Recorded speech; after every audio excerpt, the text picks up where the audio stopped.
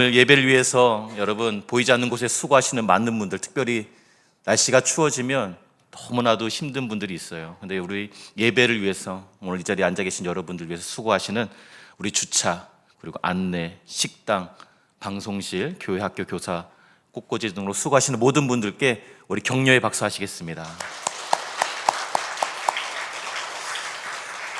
할렐루야, 할렐루야, 메리 크리스마스. 네, 우리 25일 날 또 하겠지만 한 번 더 우리 옆에 분에게 메리 크리스마스. 우리 성수교회 일부 예배 나오신 여러분 주님의 이름으로 환영하고 축복합니다. 이런 교회 되게 하소서. 벌써 11번째 시간 주님 다시 오심을 기다리는 교회라는 제목으로 말씀을 전하도록 하겠습니다. 여러분, 오늘은 주님께서 이 땅에 오심을 기념하는 예배를 드리는 날입니다.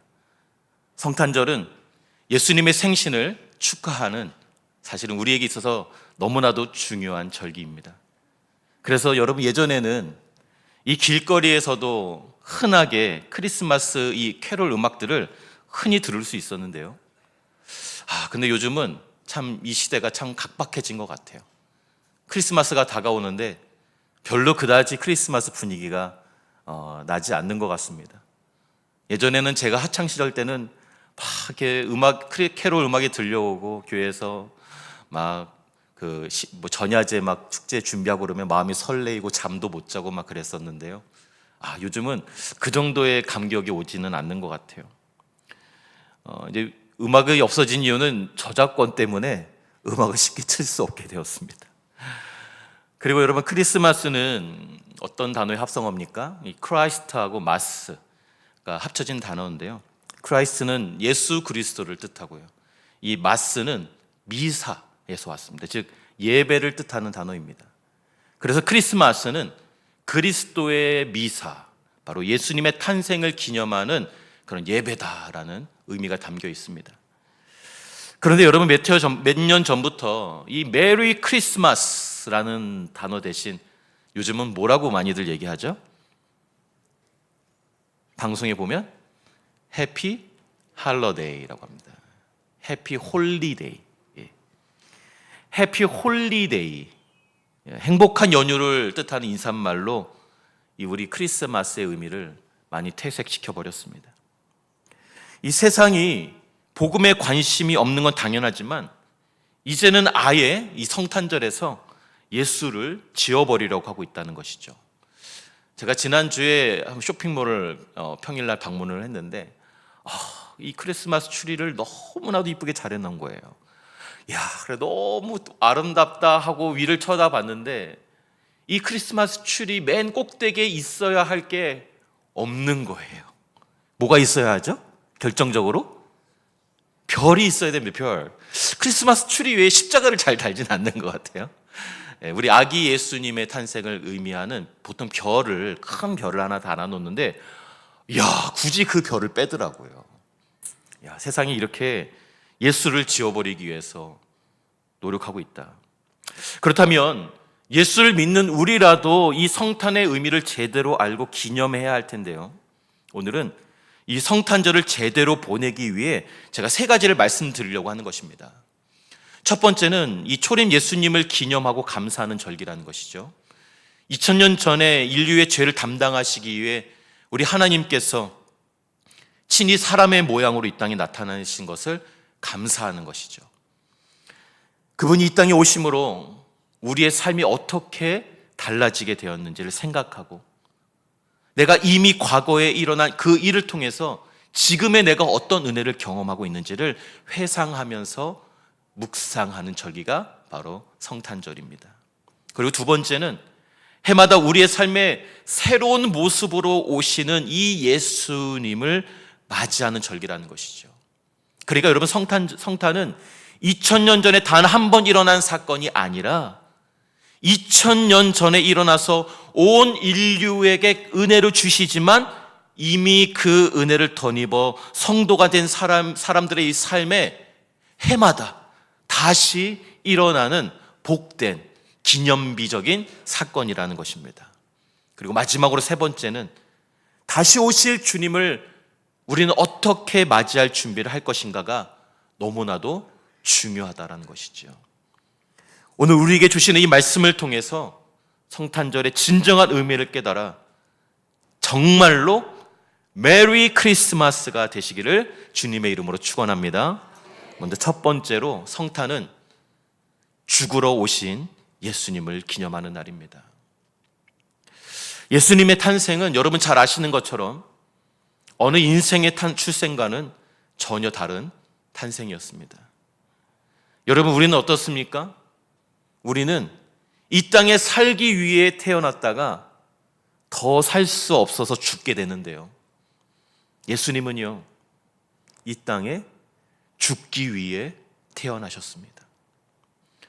동방박사 세 사람이 예수님의 탄생을 인지하고 아주 먼 길을 여행한 끝에 예수님을 배웁게 되었고, 세 가지 예물을 드리면서 경배를 드렸습니다.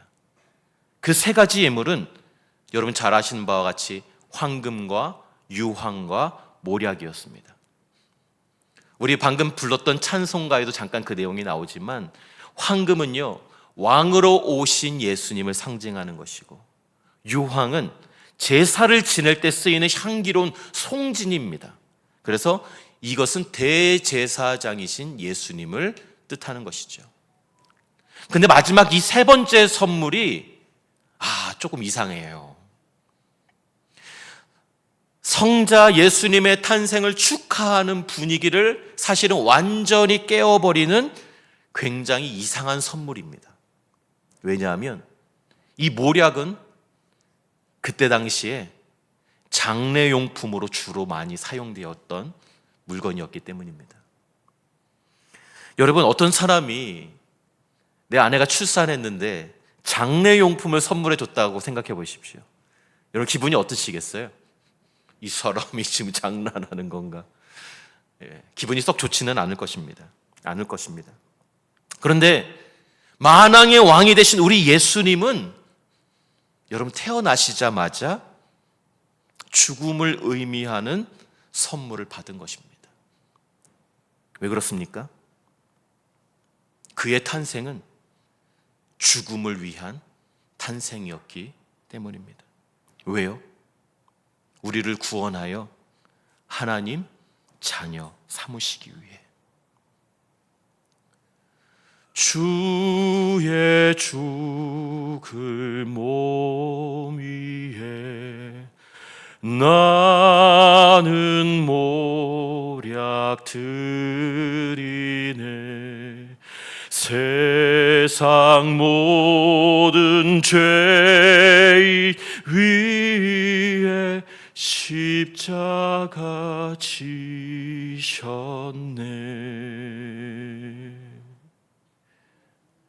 마태복음 1장 21절 말씀입니다. 아들을 낳으리니 이름을 예수라 하라. 이는 그가 자기 백성을 그들의 죄에서 구원할 자이심이라 하니라. 아멘.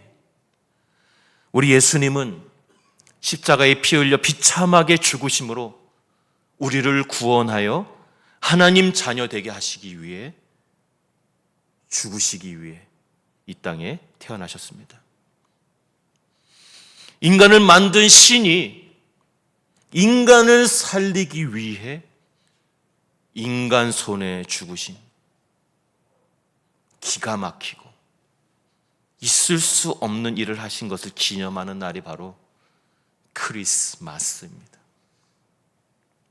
사랑하는 성도 여러분, 우리를 위해 죽으러 이 땅에 오신 그 예수님의 사랑을 우리 가슴 깊이 새기는 그런 크리스마스가 되시기를 주님의 이름으로 축원합니다. 두 번째로, 성탄은 왕으로 오신 예수님을 기념하는 날입니다. 오늘 본문 2절에 동방박사 세 사람이 별을 보고 예수님을 찾아 이 예루살렘에 당도했을 때에 그들은 이렇게 사람들에게 물었습니다. 유대인의 왕으로 나신 네가 어디 있느냐? 왜 예루살렘으로 갔습니까? 유대인의 왕이라면 당연히 의뢰 예루살렘에서, 화려한 도시에서 태어날 것이라고 생각했기 때문에 그렇습니다. 여러분, 이처럼 예수님은 왕으로 다스리는 자로 이 땅에 오셨습니다.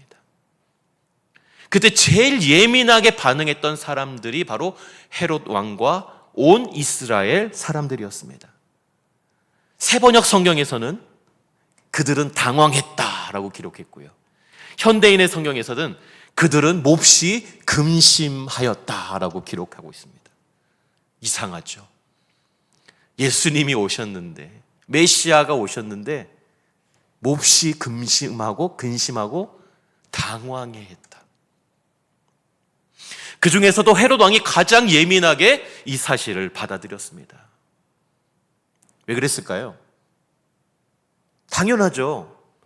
자기가 지금 왕으로 다스리고 있는데 유대인의 왕이 태어났다는 이 이야기를 들었을 때 헤롯의 마음이 어떻겠습니까? 그는 이 문제를 심각하게 다루지 않을 수가 없었습니다.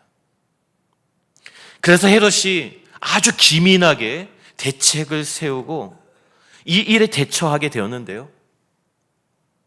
2살 아래의 이 산의 아이들을 모두 죽임으로 이 메시아 예수 그리스도를 죽이려고 했습니다.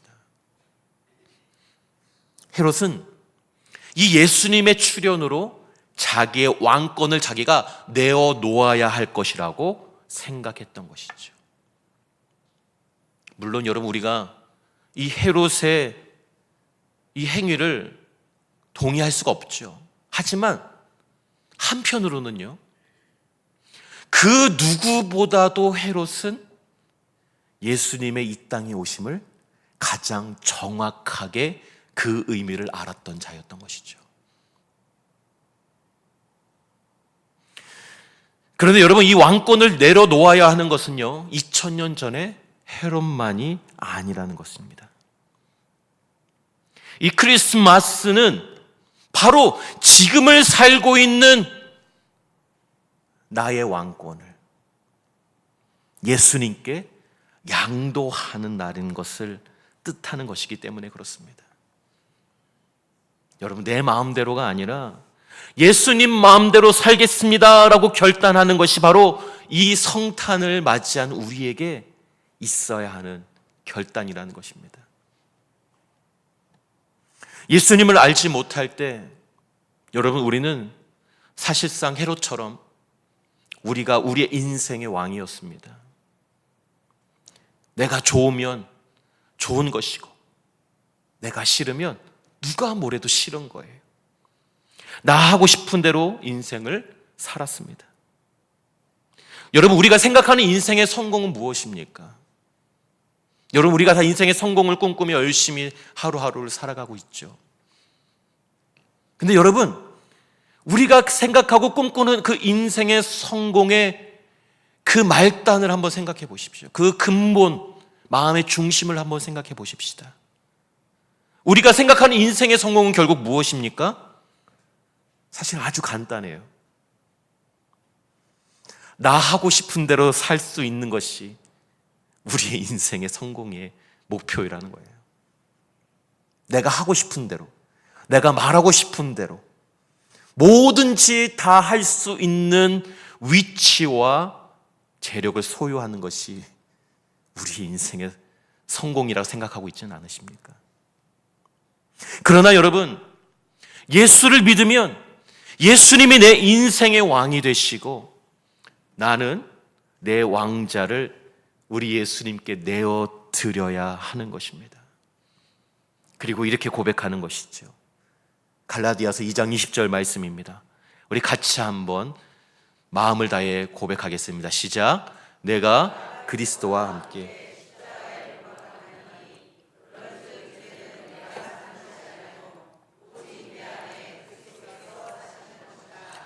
이제 내가 육체 가운데 사는 것은 나를 사랑하사 나를 위하여 자기 자신을 버리신 하나님의 아들을 믿는 믿음 안에서 사는 것이라. 아멘.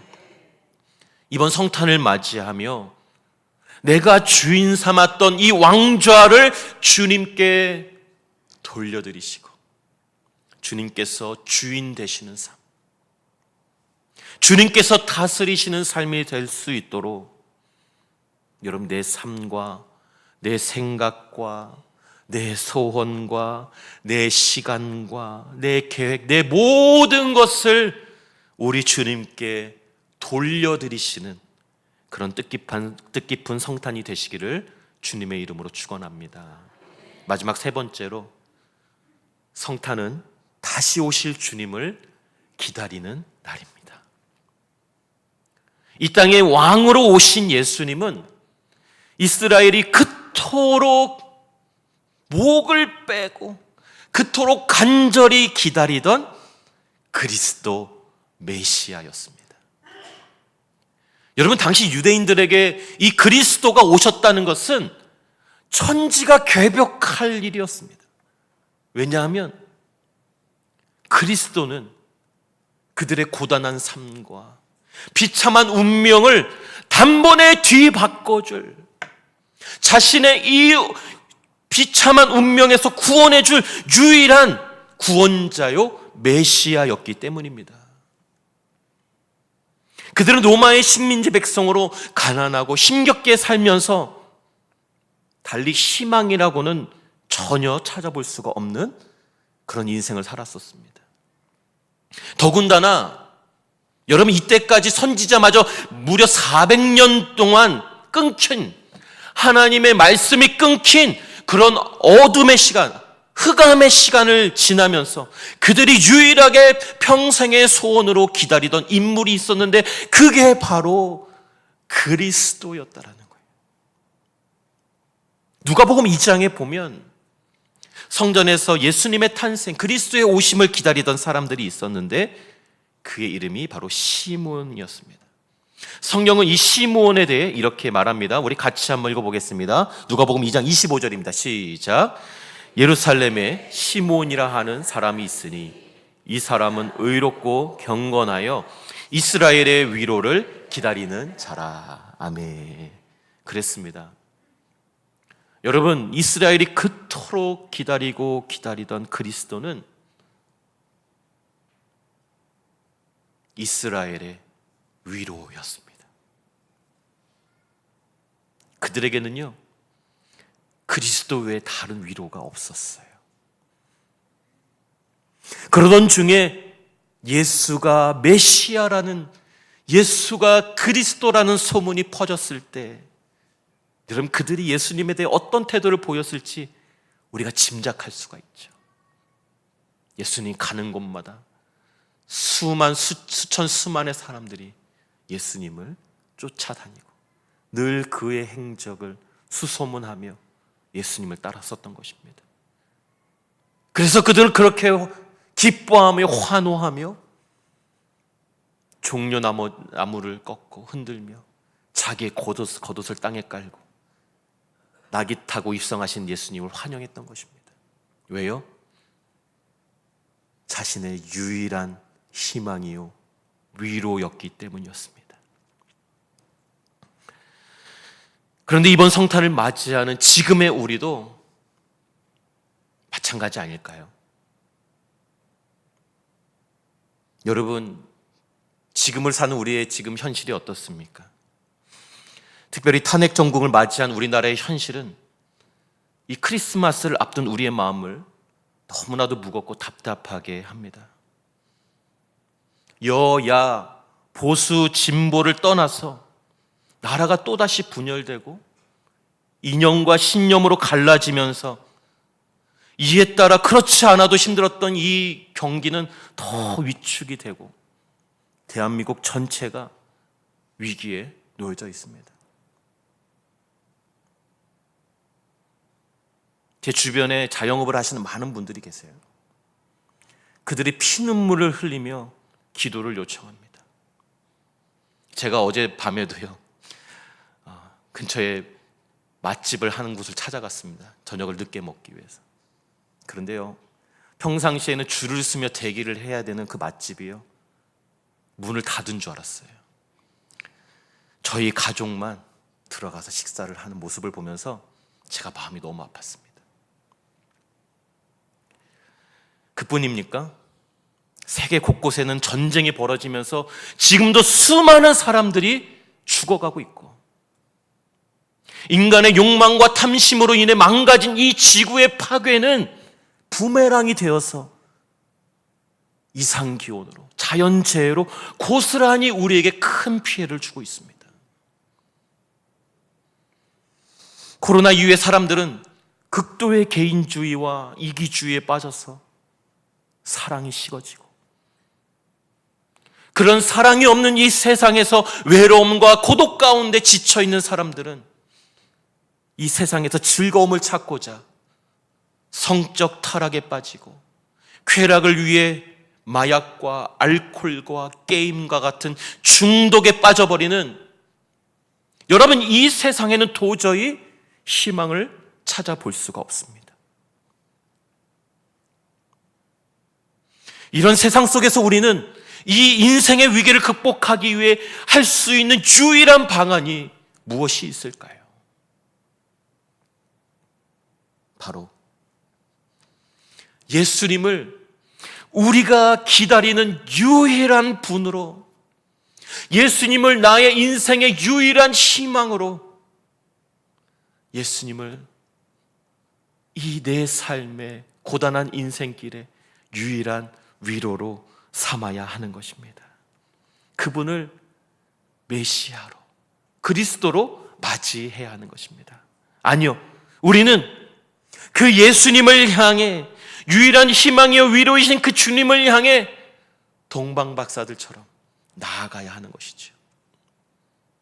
동방의 박사들은 헤롯의 위험을 무릅쓰고 이 예수님을 왕으로 경배하기 위해 먼 길을 여행했습니다. 여러분, 어떻게 보면 우리 신앙의 여정도 그들처럼 먼 길이 될지도 모르겠습니다. 우리가 이번 성탄절을 통해 그 의미를 깨달아 나를 살리시기 위해 죽으러 이 땅에 태어나신 그 예수님을 다시 한번 기념하기를 원합니다. 내가 원하는 대로 살았고 내 생각대로 걸어왔던 내 인생의 왕좌를 주님께 돌려드리는 일이 너무나도 힘겹고 먼 신앙의 여정일지라도 나의 유일한 희망이요 위로이신 그 주님을 향해 오늘 이 예배를 시작으로 그 길을, 그 먼 여정을 떠나시자는 것입니다. 그리고 마침내 그 긴 여정 끝에서 기다리고 계시는 그 주님 앞에 무릎 꿇고 엎드려 이렇게 고백하는 거죠. 주님만이 나의 왕이십니다. 주님만이 나의 구원이시요 나의 목자시요 내 전부이십니다. 이것이 다시 오실 주님을 기다리는 저와 우리 성수교회가 가져야 할 마음 자세일 줄로 믿습니다. 한번 따라 하실까요? 주님이 나의 왕이셔서 다행입니다. 옆에 분에게 인사하겠습니다. 주님이 당신의 왕이셔서 참 다행입니다.